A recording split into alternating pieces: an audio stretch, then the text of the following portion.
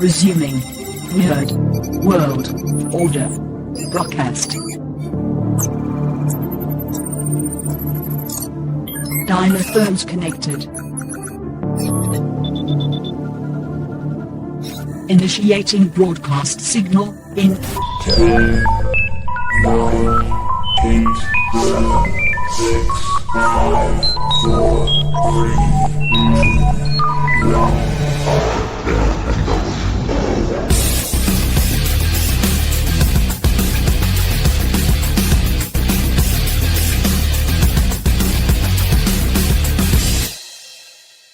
Ladies, gentlemen, and knights of the Nerd World Order, this is the Nerd World Order broadcast.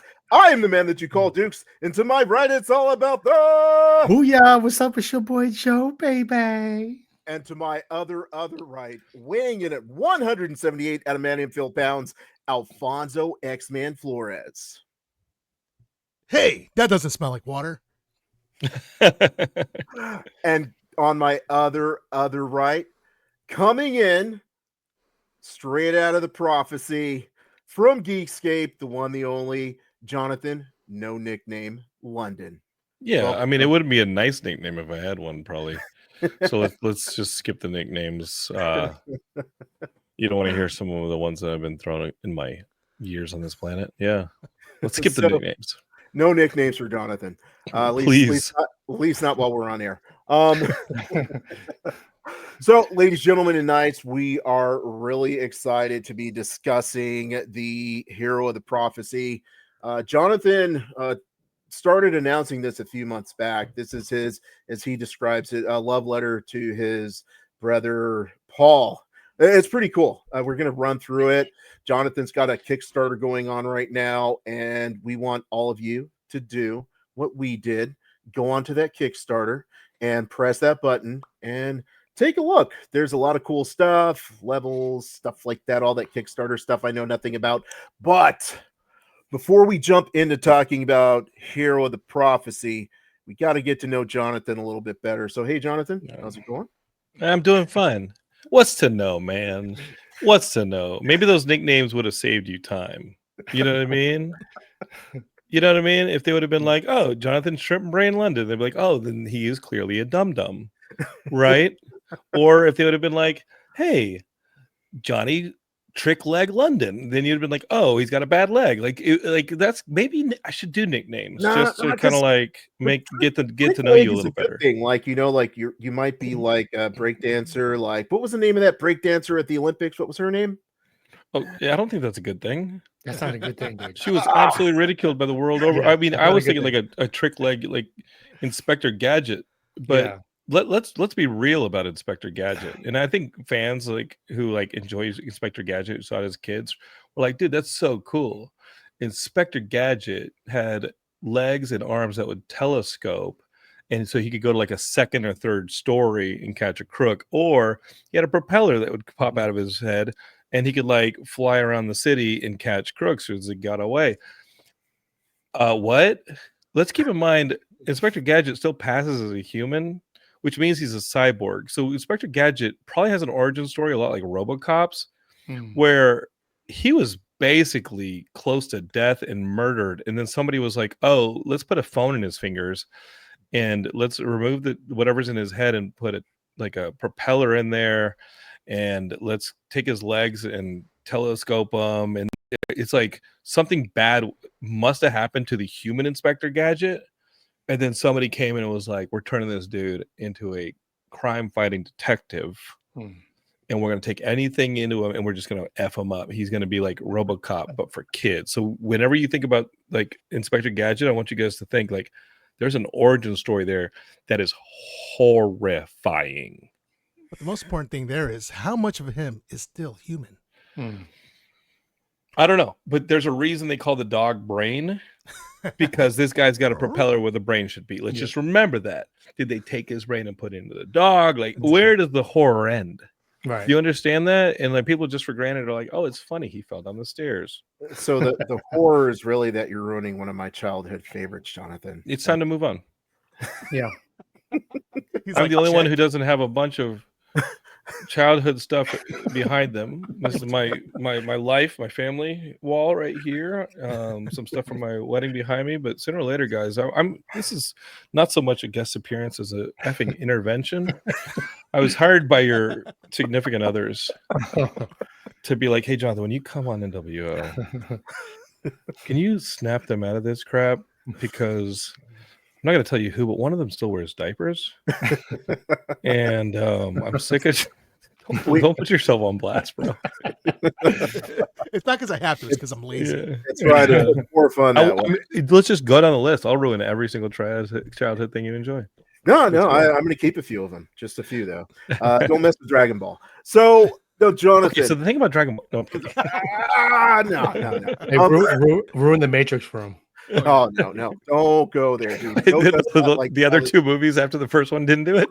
Thank you, Jonathan. Oh my gosh, Jonathan. Guys, I've been saying this for the longest. Then you get to 4. I thought 4 at the beginning was so meta and so cool that I kind of dig like a lot of 4.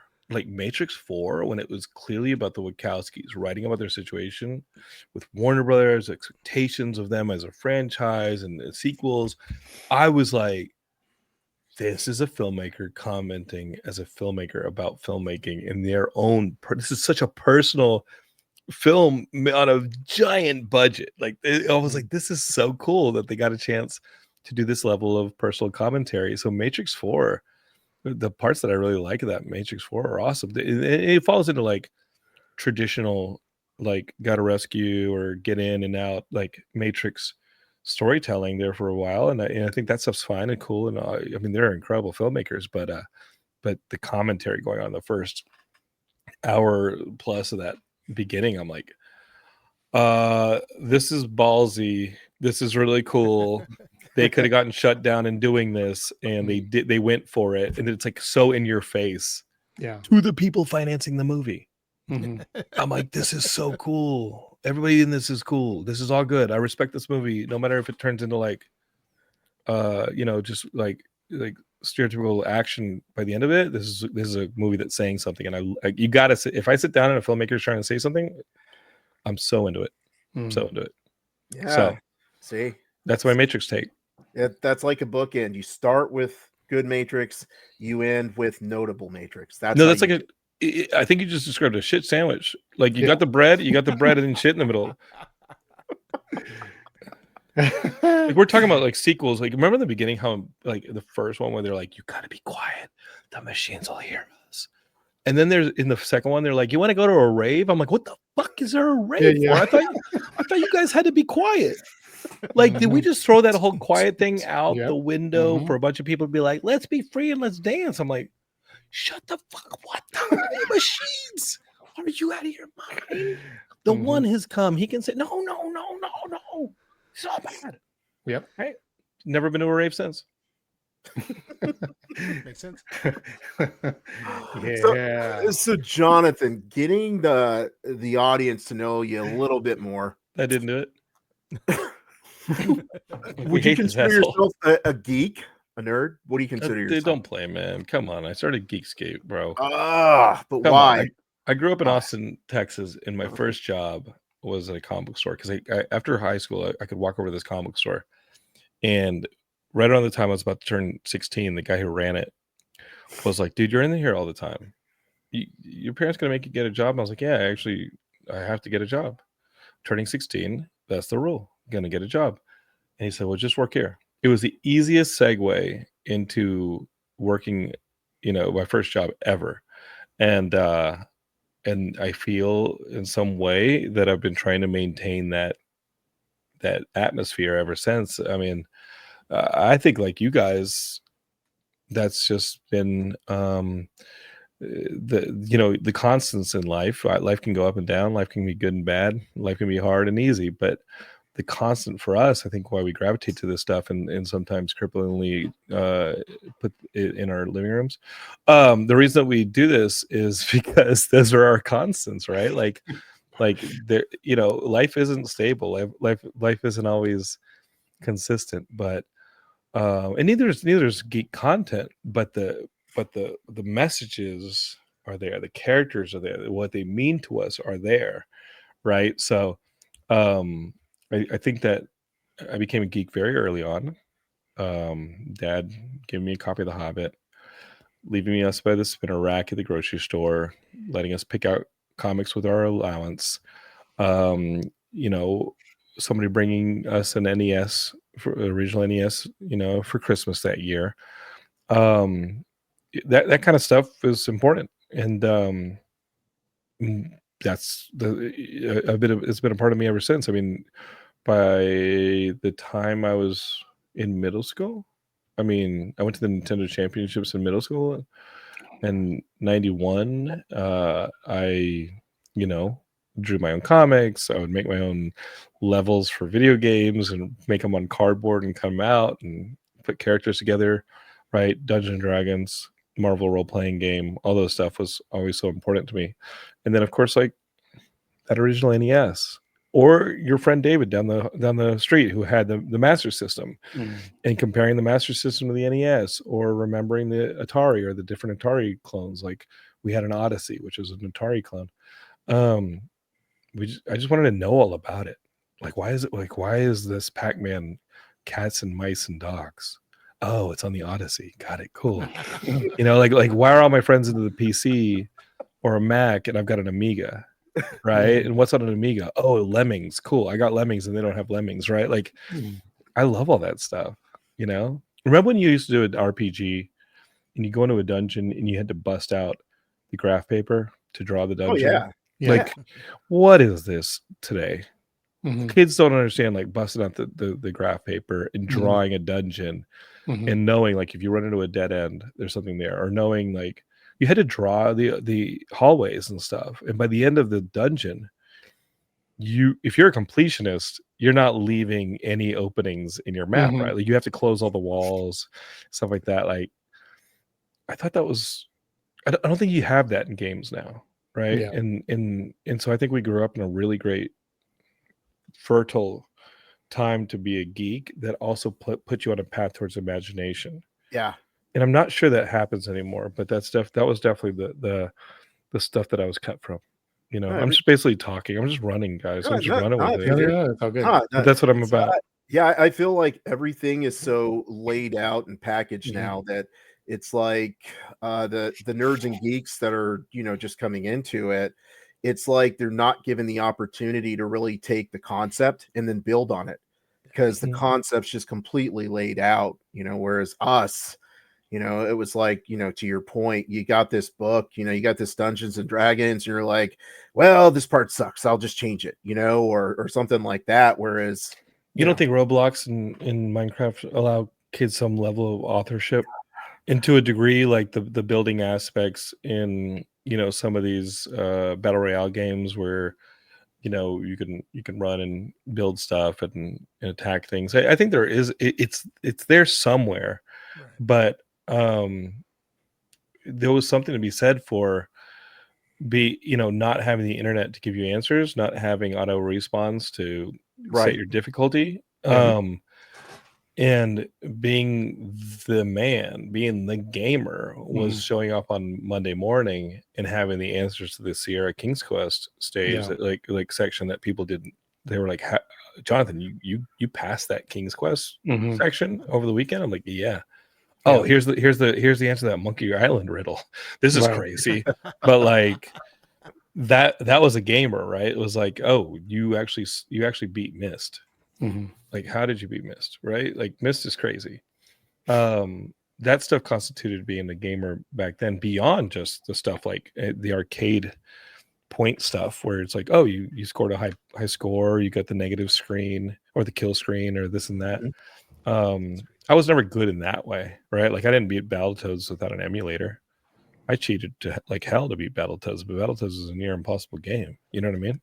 Yeah. I met one person who said they beat Battletoads, and I was like, "You're lying." And they're like, "Oh, I used the warps," and I was like, "No, you're still lying." And I punched him in the mouth. I was like, "You're lying. Don't lie to me." I'm kidding. I didn't punch them in the mouth. You should have. But I kicked them. No, I didn't. But I don't know. I think that some of that high score stuff is Now there's like 1v1, a lot of shooters and stuff like that, but that's just not my style. My style was go to the Sierra games, go to the LucasArts games, go to the storytelling games, the games of mystery. I think the most I got into that stuff was maybe the Apogee games, you know, maybe the some of the shooters that were early Apogee games, like, you know, when you do like a freeware download of Wolfenstein 1. But I was like, this is the company that made Commander Keen, and now they have a first-person shooter in like a Nazi castle, and there's a dude with Gatling guns at the end of the level. Yeah, it's so cool, you know. Nice, dude. I'm just talking your ears off. I mean, I'm a geek. I'm across all of it. I'm across all of it. I just love all of it. I think at this point, Jonathan has definitely established his nerd cred. I mean, you can read my Voyage LA interview. Just dude, kidding. we're looking forward to it. There's no Voyage LA interview. Not shout out LA. Maybe an interview. Shout out LA. No. Yeah, that's right. That's right. You'll learn more about Jonathan than you ever knew was true. Get to know Jonathan London. No. So let's start talking about Hero of the Prophecy. All of us read it. I have to say, I was really digging the book. I got to the end, and it's one of those things like when you're watching a TV show and you about to spoil it for the readers. No, I'm not. Totally not. See, I'm not a spoiler, Jonathan. You don't know. I hate spoilers. I hate spoilers with a passion, Jonathan. Had you not seen Matrix 4? Did I ruin it for you? You kind of did ruin it for me. After that third one, he's like, "Oh man, that's a perfect trilogy." No, he's the guy. You just ruined the Matrix overall for me. But no, that was the second and the third movie that ruined the Matrix. No, dude, you guys just don't know good cinema when you see it. That's all. It all started in 2000. That's when good cinema started. My name's Alan Dukes, and this is my what? Nothing exists before the prequels. What? Kids today know nothing. It's true. It's Kids true. today, they didn't have to stand in line to watch Jar Jar. It's like, oh boy. We did actually stand in line. We did. Midnight showing. We did. We were there standing in line. Oh my god, the first showing of the freaking prequels, and I remember watching that crawl after everybody busted out those lightsabers when the theater went dark and it went nuts. And I'm about halfway through the crawl, I was like, what is this? I've only seen the prequels twice. Wow. I've only seen the first one. I've only seen episode 1 twice. I watched it first time, and then I watched the second time to make sure it was bad. Yeah. And it'd be like, it couldn't have been that bad. And I watched the second time, I was like, yeah, that was bad. And then the other ones I only watched once, where I was like, okay, just need to know the story. Right. But then we knew the story already. Like we knew the story after the Holy Trilogy. Like it was like, oh, it did exactly what it was told us it was going to happen. Right. You know, no surprises, no Luke, I'm your father type twists in those prequels. He had an opportunity, but okay. But, you know, I feel like, and Joe, you can tell me if I'm wrong, which you always do. I feel like the Clone Wars and, you know, all the ancillary stuff that most of us I didn't think watch. that really filled in a lot of blanks as far as making the actual prequels a lot better. What if they were all good? Wouldn't that have been cool? Yeah, it would have been really good. Concept. What if you sat in the theater and you loved them so much you actually wanted to watch those cartoons, except for the other way around, right? And you were so made by what you sat through, and that you were like, "Oh, I got 9 hours of this. I do not want to do this again." Yeah. Hey, look, girls. What? No. It's not even that. It's just honestly. I thought that was an opportunity. And guys, we're not talking about my comic yet. It's fine. But I need to say this because I don't get to say this stuff a lot on Geekscape because I'm always the host throwing. Yeah, you're always the host. I'm always on the field. But the prequels, and I think that this is something about like that first Star Wars trilogy is so good. And I think Gary Kurtz obviously has a lot to do with episode 4 and episode 5 being what they became, and so well done, the twists and turns. But the Luke, I'm your father, that's definitive Star Wars. Nobody talks about Star Wars without including that twist, and that twist was in 1980. That twist is old. That twist but it's the definitive moment in the trilogy. Right. No one thinks otherwise. It is the definitive moment in the trilogy. That big twist right in the middle. Luke, I'm your father. In the prequels, we are watching a ball get pulled on a string. We meet Anakin. We know Anakin's gonna mess up. Gonna end up. We know he's gonna meet this woman. She's gonna birth the twins. We know we know Obi-Wan Kenobi. We know that the friendship's gonna end and like be betrayed. It's what he said in Jedi from a certain point of view. This is what happened. He got seduced by the dark side. We know who Palpatine is the second he's on screen. And like there was in these hours, these movies are 3 hours long. That trilogy is 3 hours longer than the other trilogy.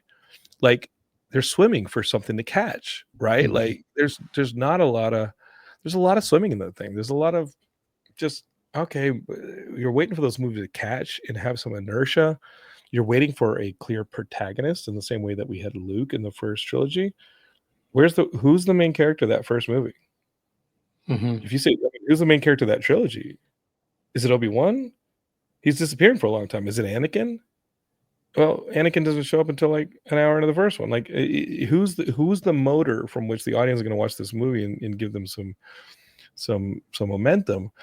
And I'm not saying that everything has to adhere to a traditional storyline, but Star Wars should adhere to Star Wars, right? And it should have some familiarity at least in the telling. And those movies felt like they were looking for a plot. And I have also this need for the prequels to be justified their existence. Otherwise, we heard what was going to happen in episodes 4 through 6. We heard what was going to happen, and then we saw it.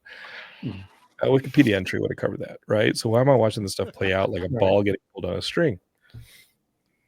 My prequels. So, here's my prequel. My prequel is they should have continue after 4, 5, and 6 instead of doing the prequel. No, I think you do the prequels. I think you do the prequels, but you have to do the prequels in a justified way that the Holy Trilogy gets reinterpreted. Okay. And everything you thought, because remember, like everything you thought about Vader and Luke and Han and Leia gets flipped on its head with that Luke, I'm your father. There's a little bit of a twist with there's another and it's his sister in Jedi, and that's a good attempt, but really we're just waiting for that trilogy to close out and for these things to fall into place. There's an opportunity in that first trilogy to introduce Anakin, introduce Obi-Wan, and introduce Padme. And you're like, Anakin is completely in love with this woman, right? And he's like,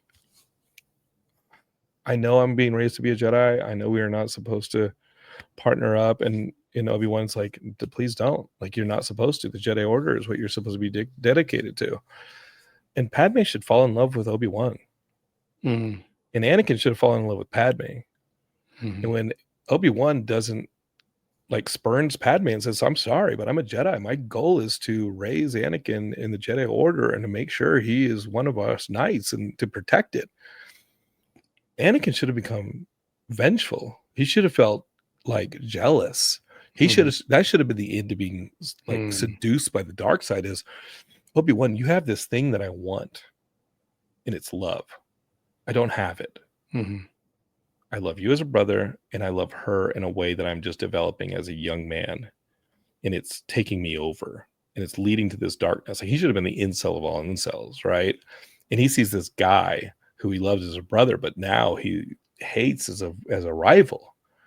And Padme, sadly, is like, Obi-Wan, I think you're the bee's knees, baby, but like you are dedicated to this crippled order that has fallen, and and Obi-Wan's like, hey, I'm taking myself out of this whole situation. And Anakin takes what he wants.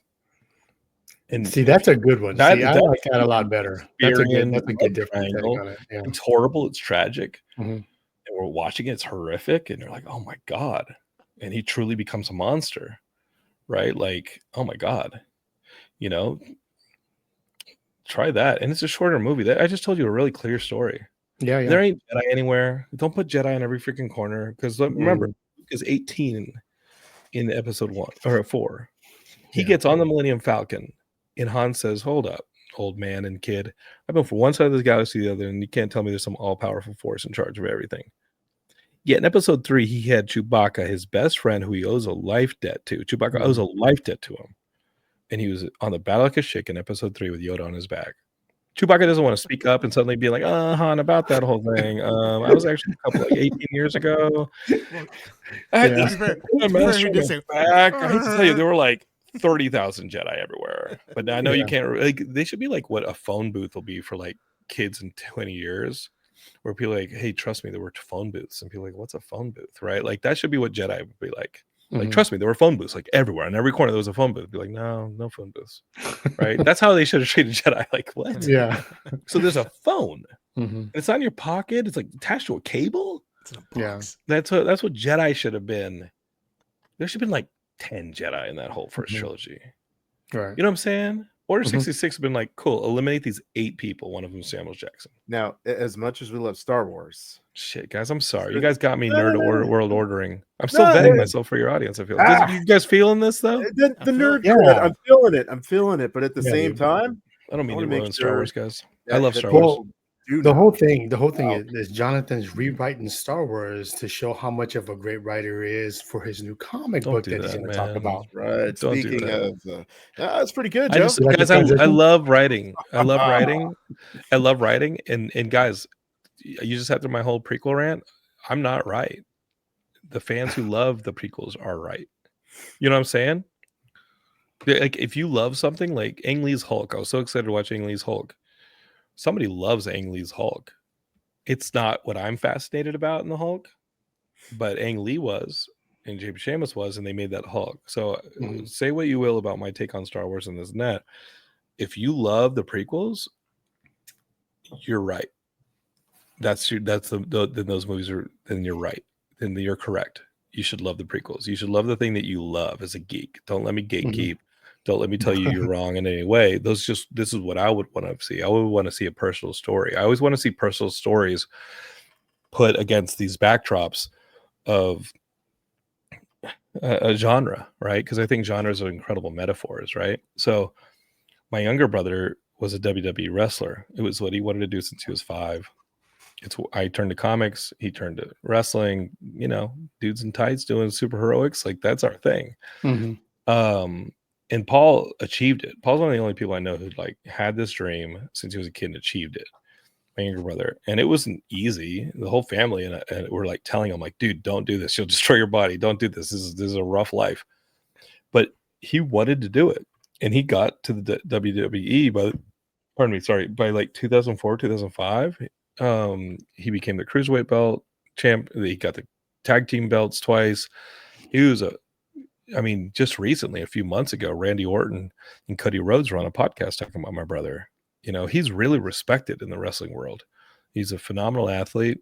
He's incredible at choreography. He still wrestles and puts on some great matches. I saw him do this weird match where he puts a honey, like a Winnie the Pooh would eat out of, like a honey pot, like he puts it on somebody's head.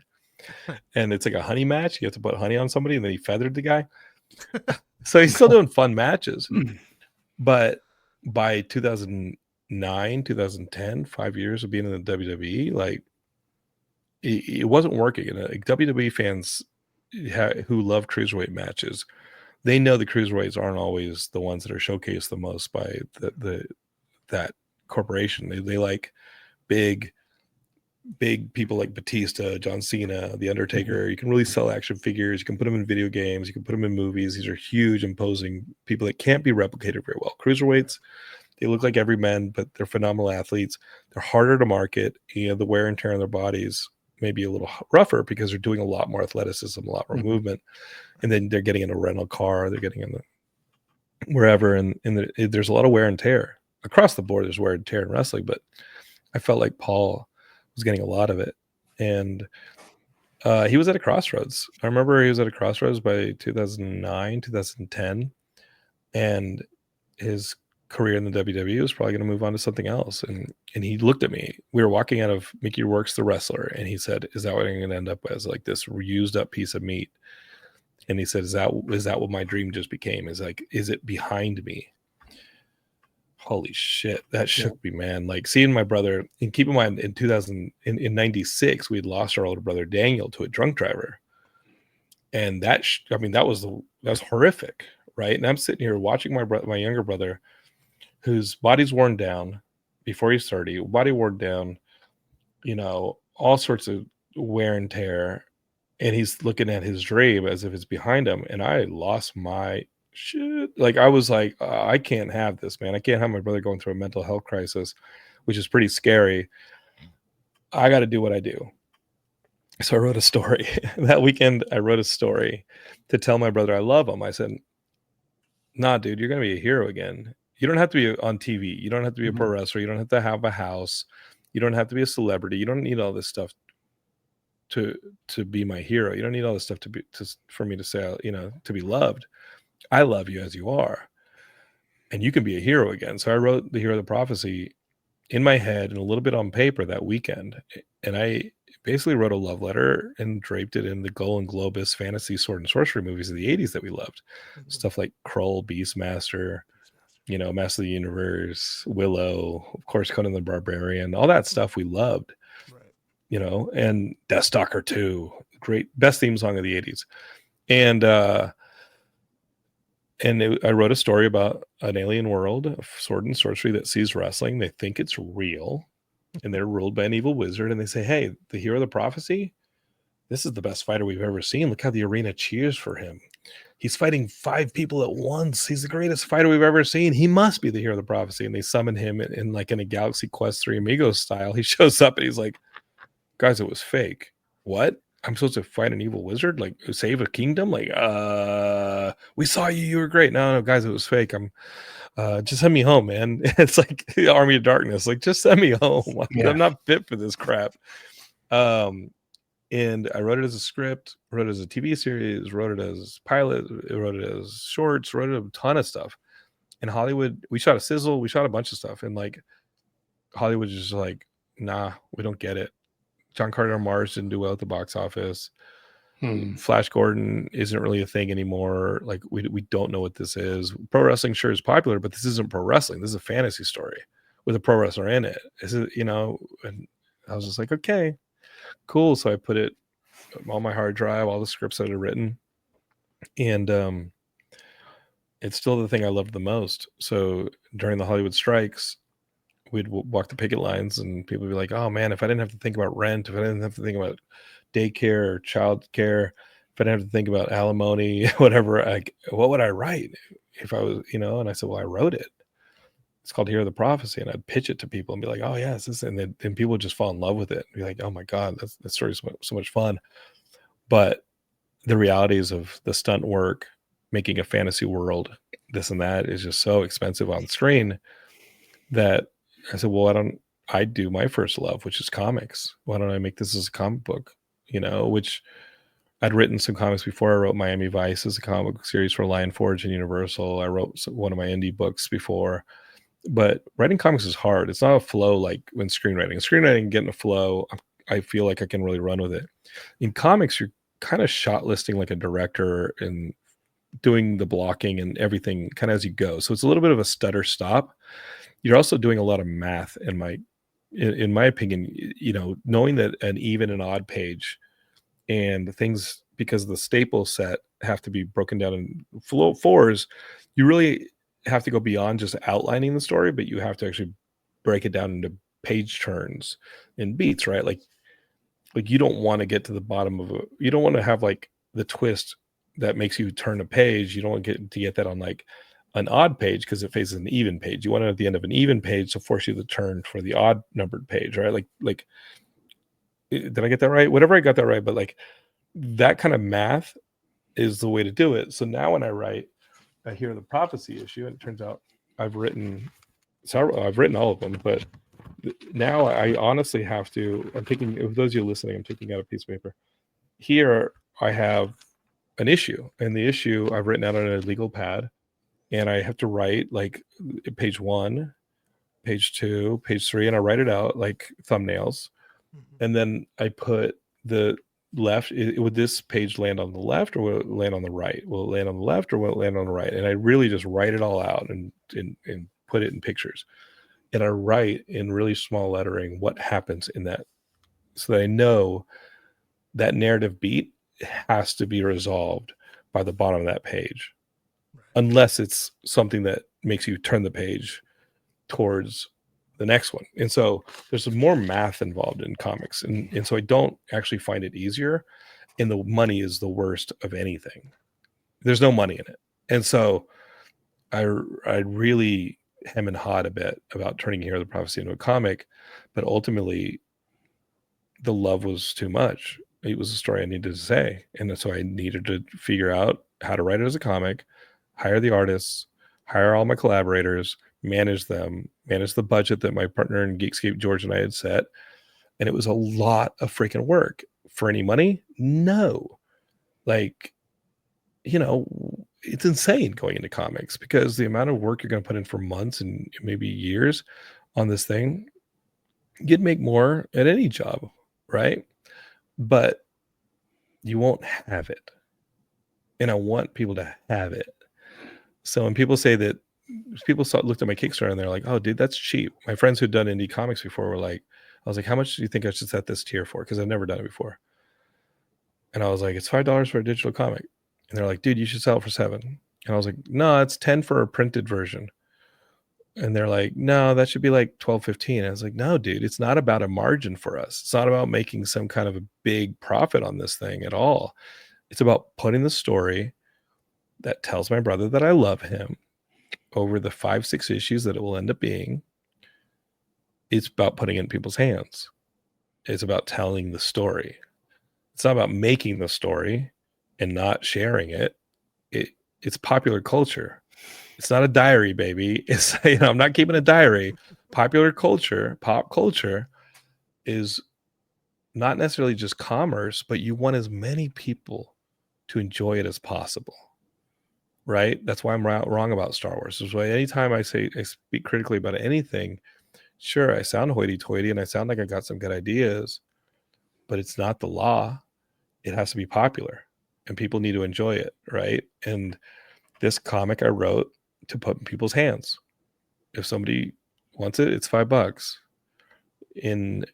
Once we have issue number 2, it'll be less. Once we have issue number 3, 4, 5, it'll be free just to get people into it. You know, I can't wait until I'm a couple issues down the road so I can include Hear the Prophecy number 1 for free in, you know, collections with my other friends' issues, where like maybe one of my friends is doing a Kickstarter and is like, hey, do you have any incentives I can add to my Kickstarter campaign? I'm like, here's Hear the Prophecy number 1. First one's free, kid. You know what I mean? Like get people hooked on the story. But yeah, I want people to know I think my brother is the shit. And I love him. Awesome. That's it. You guys, that's it. I don't know. That's it. And I know it went off, but that's what the comic is for. Once you get those 5-6 issues and we wrap the first storyline, and there are others, but once you wrap that first storyline, the fantasy storyline, you're gonna be like, whoa, he took him from living in a van and being a has-been wrestler to like here. Cool, man. Yeah. My stepmom was like, you really bury your brother in this issue. I'm like, just you I wait. noticed that. Just you wait. I was like, I wonder how Paul feels about this first Paul wrote on it. I did, yeah. Paul gets the final pass on everything. Okay, and Paul was like, because in the issue, you kind of, the first few pages. That's Paul. Like... That's Paul. Some of the funniest stuff because it's like Jack Burton in Big Trouble in Little China. He's a loser. Yeah. Jack Burton you watch Big Trouble in Little China. Jack Burton's not in any of the fights. He's got like a knife stuck in his boot. He's trying to get out. You know, he like shoots a bunch of rocks in like the ceiling and they land on him and he's unconscious throughout the entire fight. Like Jack Burton sucks. And that's the whole joke of Big Trouble in Little China. He misses every fight in the movie. And if you think of Big Trouble in Little China, it's like, really? I haven't seen that in a couple of years, but he's not in any of the fights. No, Jack Burton misses every single fight in the movie because he's an adult, right? In like Ash Williams from Evil Dead, and once he gets to Army of Darkness, like, dude, that guy he's like, get me the F out of here. I have kiss my ass. I'm not saving anybody. I don't remember the words. These are reluctant heroes, and I wanted my brother to be one. You know, I wanted him to be a guy who's like, nah, I owe everybody in town money. I'm just skating by as a wrestler. I don't really care. And you learn in issue 2, or you really learn in like issue 3 or 4, like, oh, got it. This guy's living the life of least resistance. and then we meet him, and he's got resistance falling on his doorstep. Like, you got to save an entire freaking world from an evil wizard. Like, get the F out of here. I don't want Yeah. to do that. But Finnegan has that too.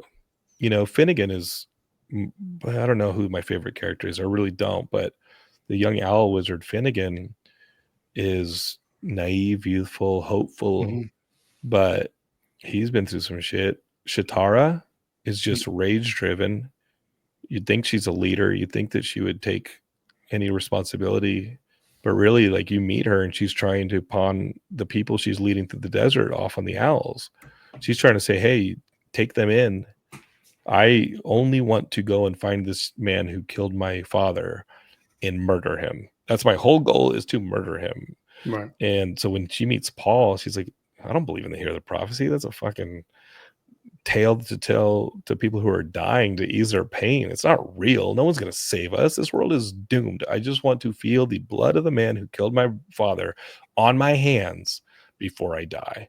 I do not care about anything else. Like, she's rage driven. Yeah.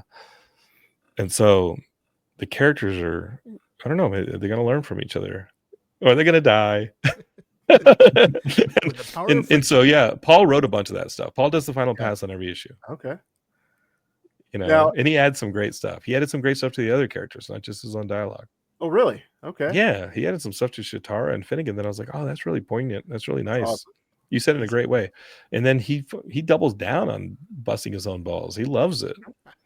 He knows that the lower this character is, the higher the heights Yes. will feel. That's like Yeah. classic 80 movies. Is Van Damme doesn't win the whole fight. Van Damme No. gets his ass kicked for most of the Yeah. fight, and then he has to dig deep and come Right. back. You know, he gets blinded. You gotta Yeah. have a training montage. You gotta have Yeah. training. You have all that stuff. like You a start hero this that guy doesn't know he's a OP. hero. You start this character OP, and you gotta have some problems. Right. Which brings us to the Star Wars sequels. So no, I'm kidding. I actually like Rey a lot, but I thought that the shading and definition of Rey was the problem, not the actual character. Right. It's some of the telling, but we'll talk about that another episode where your audience will hate me.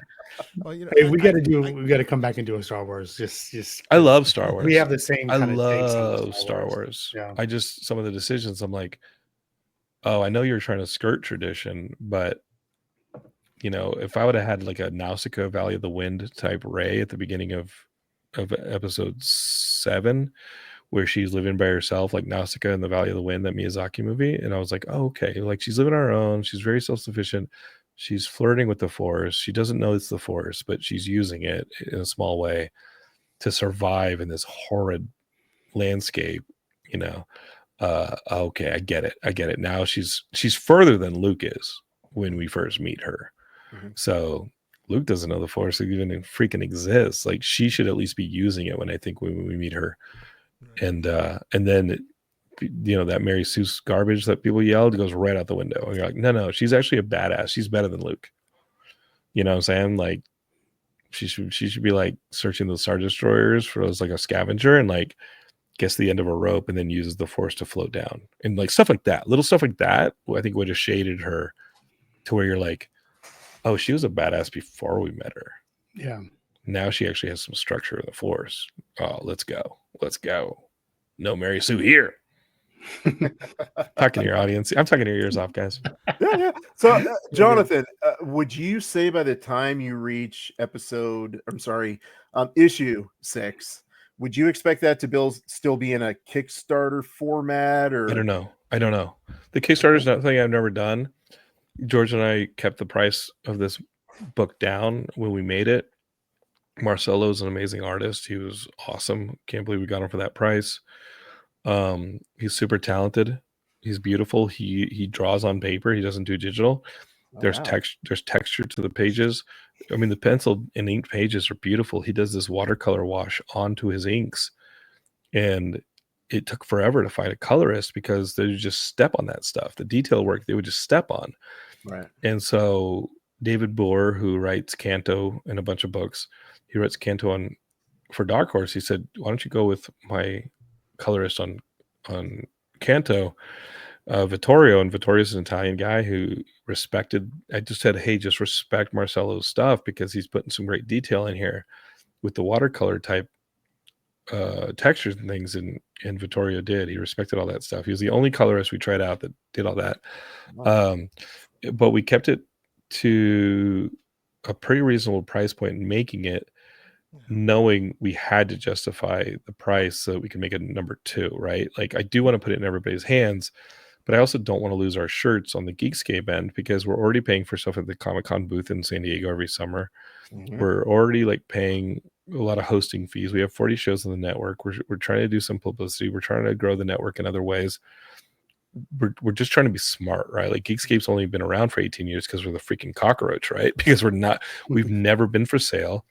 We've never had, like, even during the .com stuff, when there was talks of it, we never went out and like looked for an investor because they'd be owning it, right? Like, you look at all of them that have been around, from Nerdist to Machinima to all those things, Break Media. Like, the internet was like, a lot of people thought it was like, there's gold in these hills, and then none of the people who started these companies still own them. And I was like, okay, I don't need my company to be the biggest. I just need it to be my home where I can do a podcast every week. And as it's grown, we've been really careful about not inviting the wrong elements to the party, and growing it as a family, growing it as a community, growing it positively. And so then the next phase is, let's start making our own content. And we've tried that on the video end here and there. It's been fine. We've been involved in films and this and that, but this is a comic that I would be really upset after all the starts and stops of Hollywood with this story. I'd be really upset if we don't get to that last page. Like, I have to. And so, knowing that it was a long game, I was like, okay, let's keep the whole budget to this. And that means that if it's 5-6 issues, and this per issue budget has to be here. And we kept to that.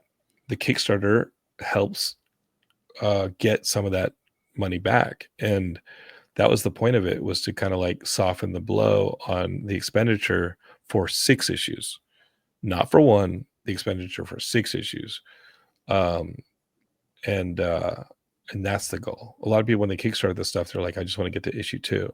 No, I want to get to issue 6. And then after issue 6, I want to get the trade paperback out, because there's 2 other storylines after issue 6. Oh, that's awesome. Probably of the same level. I want to tell my brother I really love him in a big way.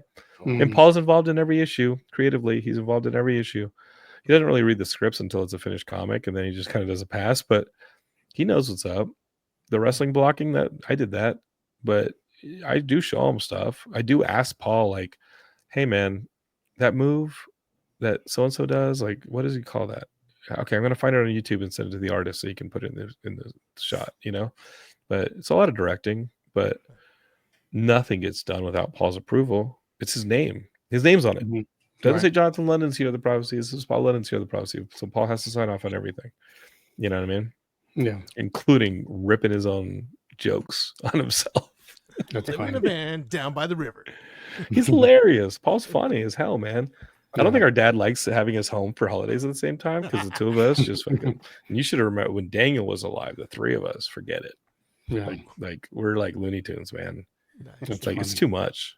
You can't even get a word in on your own podcast right now, guys. It's about 2 of us. Imagine 2 of us here.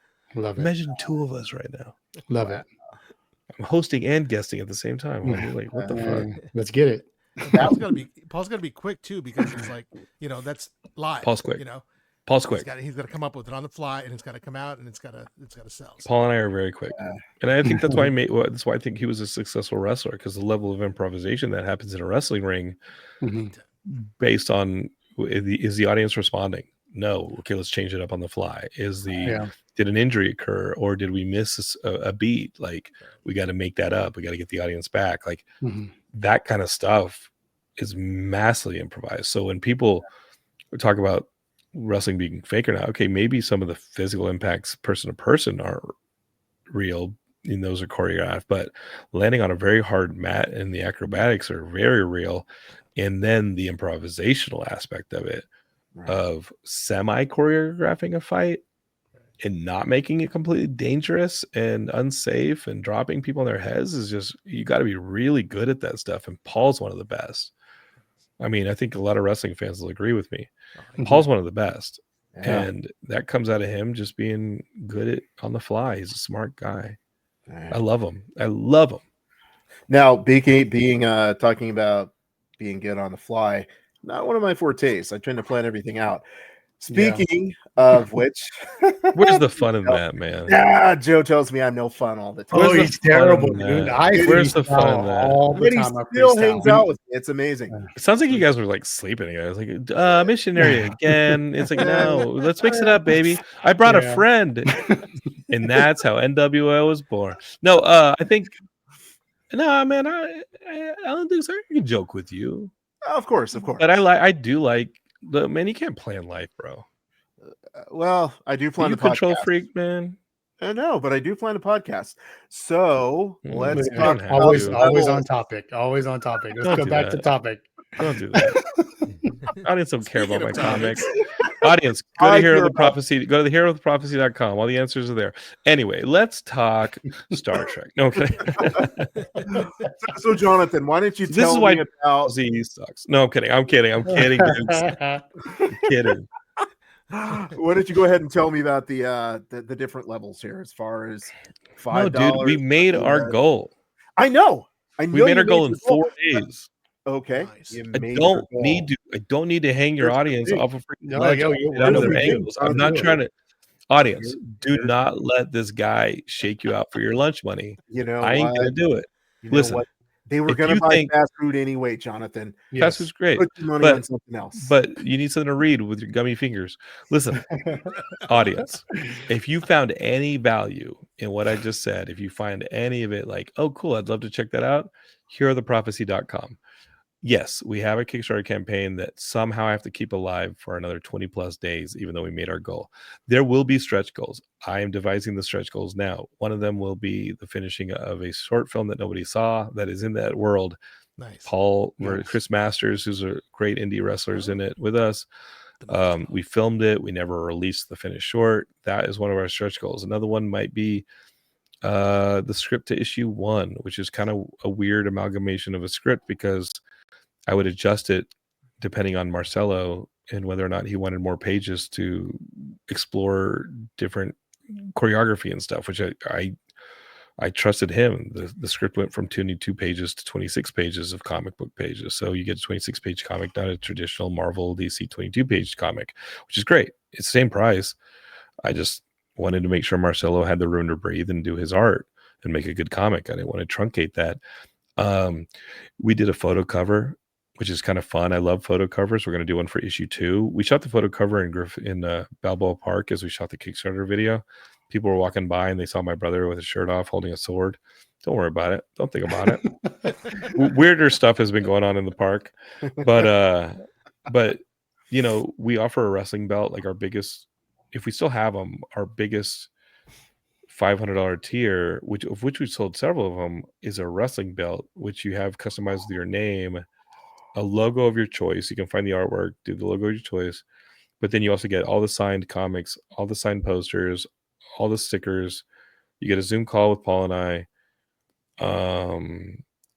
You don't get drawn into issue 2, but drawn into issue 2 it sold out so fast that I needed to add several more. I don't know if I can anymore because I have the script to issue 2. If you get drawn into issue 2, I don't know who the hell you'll be because you just be somebody in the background, and I don't think you should pay, I don't think you should be $250 for a semi likeness to be in the background. So if we sell, once we sell out of issue number of getting drawn into issue 2, I'm sorry, but I don't want you know what I mean? Like sometimes comics will be like, get drawn into the issue, and they put you as like a kind of, you kind of look like a thumb in a t-shirt in the background of a group shot. I don't want to do that.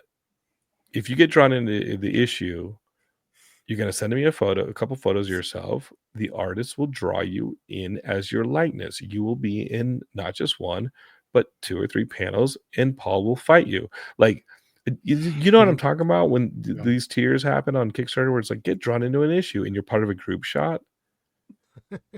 Go home with that stuff. Like, that's not cool, man. I don't want to be in a group shot on a cliff, right? Where I'm in one panel. It's a group shot, and the only thing that looks like me in any way is that it has my t-shirt. I don't want that. Like, I want my face in the comic, and then I want Paul's fist to go into it. Right. You know what I mean? Like, I want a Would be chair broken beheaded. on my head. Right? That's the getting drawn to the issue. I think there's maybe one left. I don't know. But again, I'm cool with people just going and dropping $5 for a digital copy, $10 for a printed copy that we mail to you, or $20 for having it signed or something like that. Like, I just really want people to enjoy the book, to have it in their hands, to see where we're going to go with it. Maybe they laugh a little bit at some of the lines. They enjoy the characters, but we're going all fantasy now. You know what I'm saying? Like, Mhm. there's going to be a wrestling in every issue. What Paul's wrestling a Minotaur or a Cyclops or something else, right? Like, there's a fantasy book with pro wrestling in it. That's cool. I think that's cool. super cool. It's really cool. I hope so. You know, because I know companies do wrestling books, and those are great. It's all super heroics. Wrestling's phenomenal for that, but I want to see people fight monsters and stuff. Like, okay, cool. I've seen a lot of humans fight humans. Nah. Show me something you can't do, and that's what a comic's really good at, you know? Yeah. So I didn't mean to no sell my book. I just like heartheprophecy.com. Go suit yourselves, listener. You know? Ladies, Love you gentlemen, guys. knights, yeah, you should I'll say this, right? We being the three It's of okay us, you didn't like the book, man. no, It's okay you didn't like it, bro. Since Joe There's 5 liked more the, issues. I have to find a way to argue with Joe. You can argue about not liking the book, and we Yeah, can talk about why you didn't like the book. It's just the book is what the book is, and I love the book because a lot of people are loving the book. Joe, tell me So how about. does it feel to be in the minority on this? I'm normally in the minority on everything. Like, I'm not I talking- enjoyed the second and third Matrix a lot. You were 10. You also ate glue. Like, Uh, have you watched them as an adult? Yeah, I Why? watched them to prepare for 4. yeah. It was Why? awesome. Why? Did you watch them with kids though? No, Because I can understand that, right? Like, when I watch a movie now, in the last 6 months of having Ophelia, I'm like, oh man, I can't wait to watch this with Ophelia. She's gonna love it. Like, I thought Skeleton Crew was such a blast. Is it perfect? No, it's not perfect. There's some weird beats with the Jude Law character there in the last episode, right? Like, he's not the Fratellis. He would just kill the kids, right? Like, there's a lot of Yeah. stuff going on where I'm like, okay, all right, some of this stuff could be shaded a little better. Can I not wait to watch it with my daughter and have her like that be her Star Wars? Yeah. I watched it as a dad and was watching it. I was just like, dude, I cannot wait to watch Skeleton Crew with my daughter. And I think that's okay. I think if you were watching some of this stuff and what it means to you in your relationships with others, that makes it even better. Because this stuff is important to us as ourselves, right? Like, something about the Matrix, including 2 and 3, young glue-eating Dukes was like, hell yeah. And if I take that away from him, I'm the biggest jerk in the world. So the fact that I love this man, I think fucking Matrix 2 and 3 are the shit, bro. Nah, let me be the biggest jerk. They're terrible. I'm not gonna watch them, but I love them for you. That first movie was perfect. It was 2 and perfect. 3, yeah, man, some choices I wouldn't have made, but who cares? I'm not the Wachowskis, and they're geniuses because they made Speed Racer. And I think Speed Racer is the shit. Yeah. Guys, you don't like Speed Racer? Dude, that Speed Racer is the best Mario Kart movie we're gonna get. We got a Mario Kart sequence, but guys, that Speed Racer movie was the shit. Nobody gives a damn about that Speed Racer movie, but I sat watching it in an empty theater the first weekend it came out. I was like, this movie was working for me. This movie's working for me on every level. I love that Speed Racer movie. You know, Pedro Pascal's SNL skit of Mario Kart was actually really good, though. That works, baby. That works. But the guy to be in a Geekscapists and listeners of the NWO, like, I think just don't be a jerk.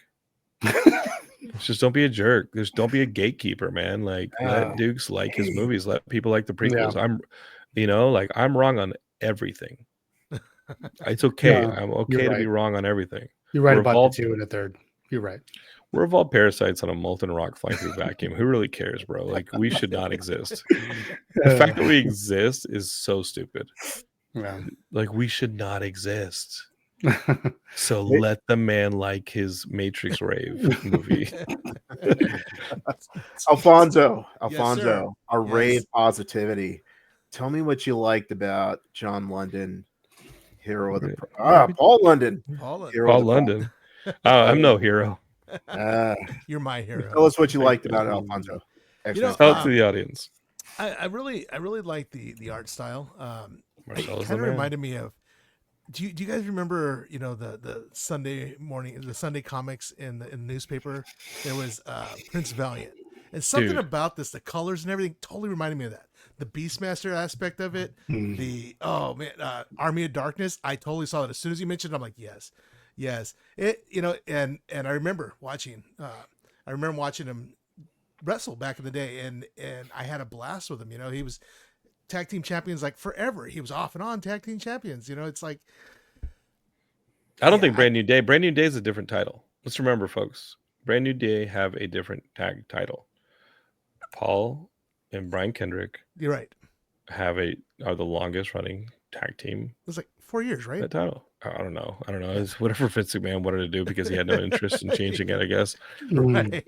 But I mean, those Archie Goodwin old Star Wars serials that were in the Sunday Funnies, like, I'll tell you what about the Star Wars sequels, like my canonical accepted favorite bridge between A New Hope and Empire is the Archie Goodwin serialized Star Wars funnies that were on Sundays. Dark Horse collected them, and they're a great Flash Gordon style.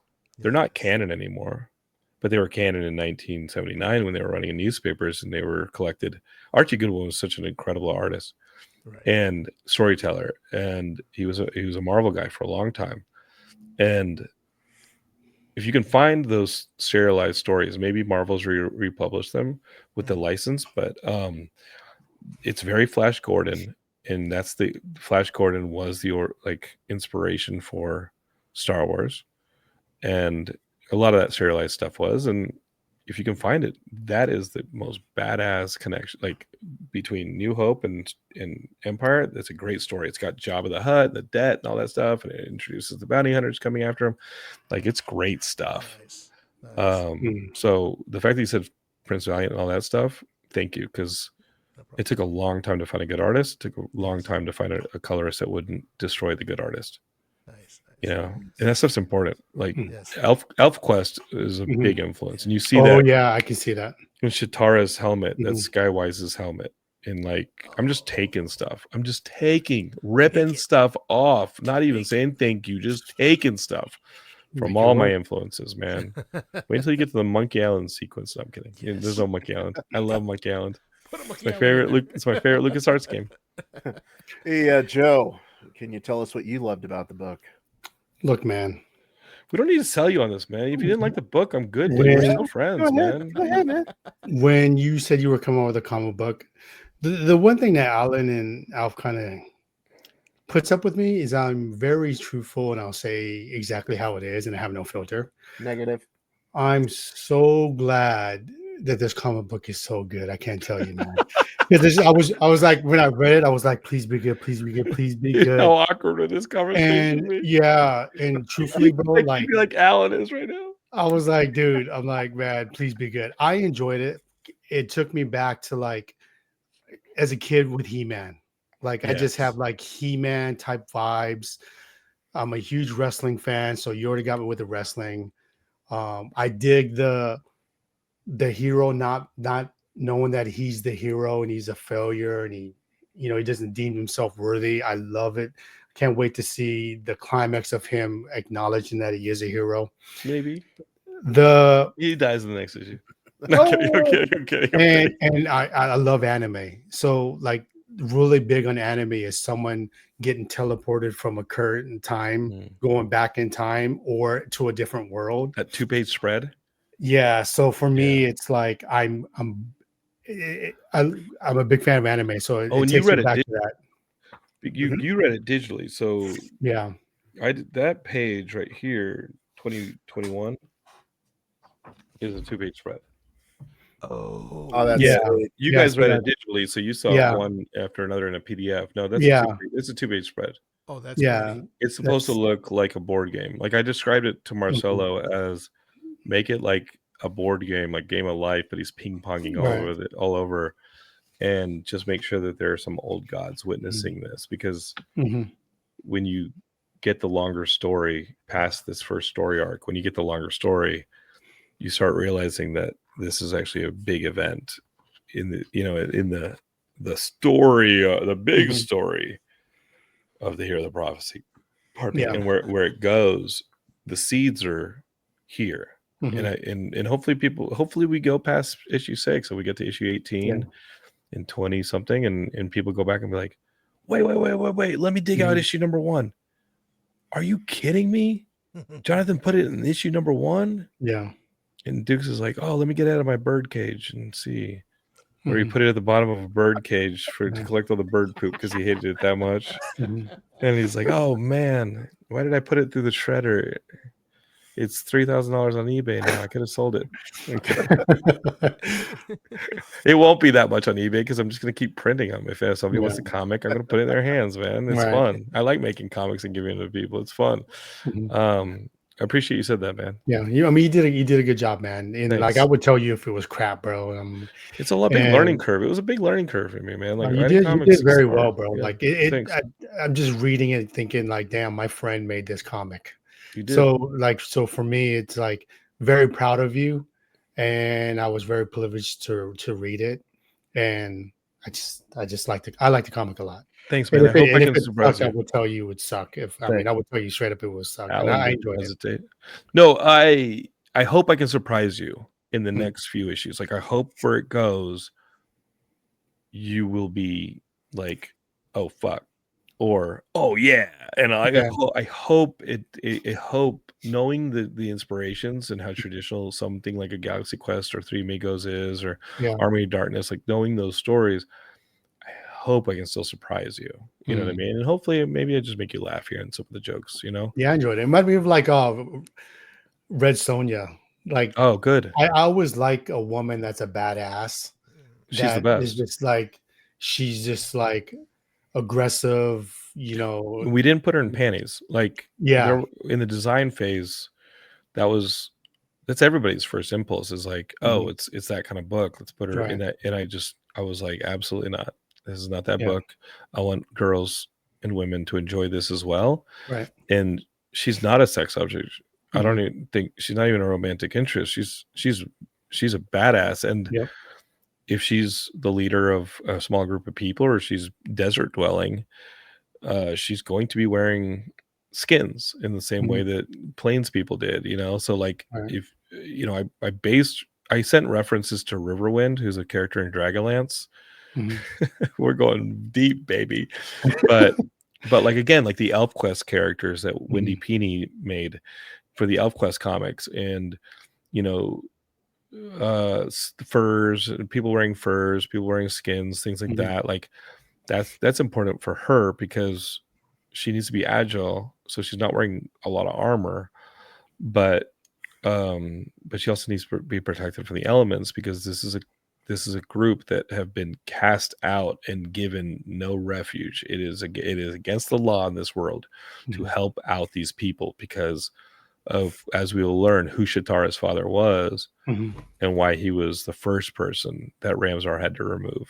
You know, he was the biggest badass. He was the most noble, and he was the first person that Ramsar had to kill. And he happened to be her father. And so she's the angriest person on the damn planet. Yeah. She's like, my father was him. And we're screwed without him. And you're telling me this guy who just fell out of the freaking sky who's an idiot is supposed to be the him? No, my father was him. He died. What's the point now? Let's all just die. Just make sure I get my sword back. Like there's no convincing her that Paul is the hero of the prophecy. He's like, no, my dad was the hero. If anything, my dad was the closest thing to a hero of the prophecy. This guy is a charlatan and a fool. No, reset. Nope, not buying it. And that's a Right. conversation that's early in issue number 2. It's like, let me get this straight again. It's pantomime, and he's like, yeah, it's not fighting, it's pantomime. It's for entertainment.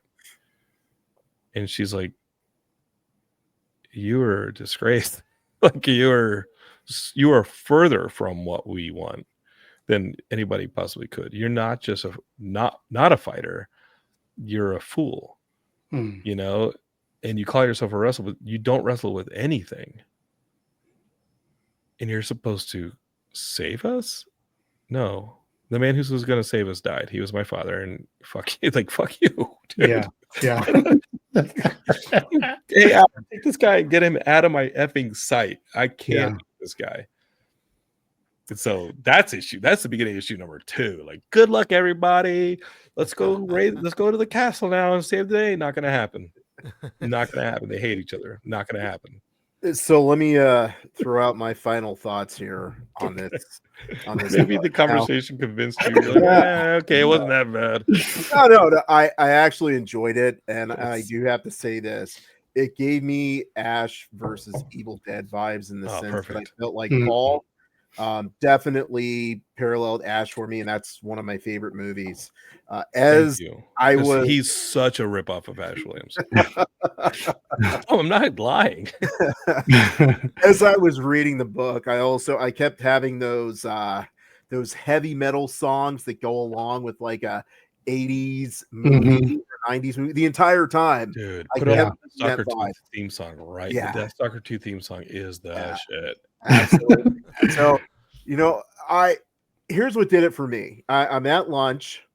I'm reading through the digital copy, and I get to the last page, and I scroll down, and I was like, I want more. Like, yes, thank you. I want more. For sure. Thank you. And for me, that's it. You know, that's what you want in a first. That's what you want in a first issue. Yeah. If you're making a movie series or a television series, whatever it is, you want your listener, audience, reader, whatever. Hey, man, I really enjoyed this, and I want more. And so, just Jonathan, like Joe said, man, I don't remember which convention it was. WonderCon, and you're like, hey, I'm working on this book, and I thought the same. And I showed you the artwork. Yeah, and I'm like, bro, you tackled me, bro. Please, no, we've done this before. No, no, I don't want to Jonathan something, and I hate it. Right, like Jonathan, we had a mutual friend that was a comedian, right? Yeah, and he's like, come watch us on the show. So we go watch him. My man was not funny. I've done that. I've invited friends to stand up, and sometimes it's been good. He was not funny because I haven't. Forgive your friend because I did. You might have caught him on a bad night. Well, see, like, this dude next to me is like, hey man, you're funnier. Hey man, you're funnier. Hey man, you should get up there. Hey man, you should take his spot. Yeah, no, I mean, forgive people that stuff because here's the difference. And no offense to you, here's the difference between that guy and you. He got his ass up there. Oh yeah, facts. You know what I mean? That's what I said. That's what I said. And like, the reason the Geekscape makes Don't Hate Create shirts is because the people who created are the ones who went out there. You know what I mean? And we can hate all we want. I did it on Matrix 2 and 3, but the Wachowskis made that fucking movie. Yeah, for sure. And I had a creator on Geekscape who talked about the trans allegories for the Matrix, and we know where the Wachowskis are and all that stuff. And immediately, my opinion about the Matrix 2 and 3 and this and that, like, it doesn't matter.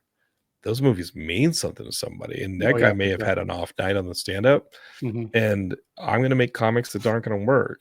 But God, it's hard, guys, because now we live in such a tribal sort of safe, society where being cringe, putting yourself out there, embarrassing yourself is so scary and tantamount to being kicked out of the tribe. And we see you online embarrassing yourself, and it lives forever. And why, but I'm sorry, if you're going to make something, you have to go through the cringe. You have to go through the fear. You have to push through that shit that is the mind killer, right? Fear is the mind killer. It will make you be like, oh, I'm not getting on stage. Oh, I'm not going to write that down. Oh man, I'm not, dude, before I hit go live on that Kickstarter, I was like, fuck. I was talking to George, and I was like, okay, so if we get within like $3,500, can we just put the rest on a credit card, just so that we don't have to give the 3,500 back, right? Like, if we get to if we limp to $3,000 in a month, let's put the other $2,000 on a credit card, and then at least then we pay the $2,000 off with the $3,000. And once we set off all the rewards, we'll have 500, and at least that's better than nothing. Like, that was my thinking as I hit go live on a Kickstarter that 4 days later would be funded, right? Impressive. Like, it's scary. Mm-hmm. It's super scary, and like, but that's the cost of making something. And if you want to be those who are of it and have made it, you got to go through that. If you want to be the commentary about those people, well, shit, man, that's what Geekscape's about. That's what our podcast is about. We do that a lot. We talk about the people who've done it. Mm-hmm. But at the end of the day, I'm a storyteller. We're not here for a long time. I got to get these voices out of my head, and I don't know when I'm going to walk off the wrong curb, sadly. So like, yeah, I have a hunger to tell these stories. So you just got to go. You just got to close your eyes, and you just got to go. And you know what? If they're bad, and I've told lots of bad stories, the next one's better. And the next one's better, because there's no better feedback than failure. You know what I'm saying? You have to grit your teeth and get the F through it. You know, and I hate that. But confidence is only built after the fact. No one goes into the Dragon's Den confident. You come out of the Dragon's Den confident. You know what I'm saying? It sucks. It sucks, because I'd love to just be like, la, la, la, la, la, and have the level of naivety and no scars and no failures and just be like, no, man, I'm coasting, baby. But that's not real. And that's not creating, because you're then not telling a story about anything. And Paul and I are making a story literally about failure. We're making a story about his career. Like, we're making a story about failure. We're making a story about things having gone bad. And can you fix it? Can you redefine yourself? Can you know what I mean? Like, this world is dead. Shatara's given up. She only wants blood. Finnegan's hopeful, but he's powerless. His people are powerless. He's putting his hope in someone else, that some dream that somebody's going to come out of the sky and save them. Like, that's Finnegan's hope, not him. Someone else. They got some room for lessons, don't they? Like, that's the stuff I've been thinking about myself the last 15, 20 years of telling this story, like, to myself over and over again. It's like your anger, Jonathan, it blinds you, man. It does. I get really angry. It blinds me. You know, giving up, always an option. Having someone else handle it, my responsibility to someone else, love it. It's so attractive. But maybe that stuff's not for the best, man.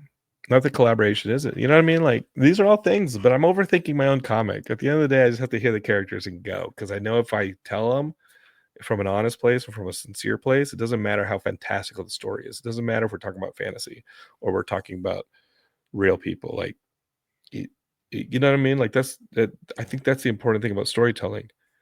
Like, Alan Dukes, he's in, like, the Matrix. He's the Matrix. It is him. You know what I mean? Like, it is saying something about his reality. It's the coolest thing about metaphor. That is his reality. I am not as attached to those films because it's not my reality. So I'm wrong. He is right.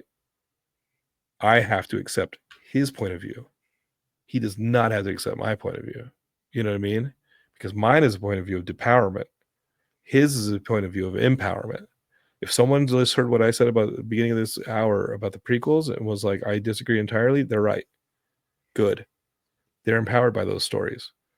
I took that from them. That's not fair. You know what I'm saying? Mhm. I would have loved to see a love triangle story that really motivates Anakin to be the horrid thing that becomes almost irredeemable Darth Vader. Don't think I got it. I got a guy who didn't like sand. Not the same. You know what I'm saying? Like, not the same. But Yeah. we've all loved and lost. That's what I wanted to see. I want to see a guy who loved and lost to someone he felt betrayed by, his best friend. I'm going to kill you on this magma planet, bro. And he's like, I don't even see why I love you. I don't even see why we're fighting over this woman. Neither of us should have her. We're Jedi. This isn't right. I'm going to kill you anyway. Oh, damn. Okay. Let's party. Let's party on Mustafar. That's the name of the planet, right? You got me. Watch it. Yeah, Got it. yeah. You know why I remember Mustafar? Because there was a VR thing down at Downtown Disney that you could do. Have you guys done this? The VR thing where they drop you in Mustafar? They have a Ghost Ghostbusters one too, but they don't really do them anymore. Those fully immersive experiences are like 10, 15 minutes long. And you would run through these, they would just reskin these 3 or 4 rooms, but you'd run around and you could feel the heat and all this stuff. It's the most badass VR experience ever. And you're untethered. It was cool. But they were like, you're landing on Mustafar, grab your gun. And I was like, I'm grabbing 2 because there weren't any other people with me and my buddy. They're like, nah, you can only grab 1. I was like, it's party time. Let's shoot some stormtroopers. Like, no, you can only take 1. So now that we've gone to Mustafar, this is going to conclude this episode. You can't control. No, I can actually. You, Alan. I know Now, we ran long. Now you're calling me. I know we ran long, and I apologize. No, we're totally good. Okay. Joe's gonna love this. This actually concludes this episode of the Nerd World Order broadcast. So until next time, ladies, gentlemen, and knights of the Nerd World Order, I am iamnwo. We are NWO. Nerds redefined. Booyah!